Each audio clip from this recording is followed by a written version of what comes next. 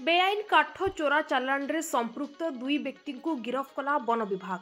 निर्भरयोग्य सूचना आधार रे पारलाखेमुंडी पुलिस एवं पारलाखेमुंडी वन डिविजन रो देवगिरी रेंज द्वारा एक मिलित चढ़ाऊ करा जाई दुईटी दिगरु पहुंची बेआईन चोरा काठ चालाण रे संपृक्त दुई व्यक्ति को गिरफ करथिबा वन विभाग पक्षरु सूचना मिली।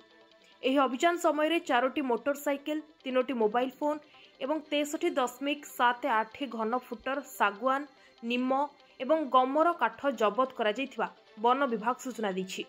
उभय व्यक्ति को आईनगत कार्यानुष्ठान पई आज कोर्ट चालाण करा जायछि। एही अभियान जंगल अपराध रोकिबारे पुलिस एवं वन विभाग मध्यरे प्रभावशाली समन्वय को उज्जवल करिथाय। अन्य संदिग्ध लोकों को चिन्हट करने एवं बेआईन काठर उत्स एवं गंतव्य स्थल को चिन्हट करने अधिक तदंत जारी रही वन विभाग पक्षरु सूचना मिली।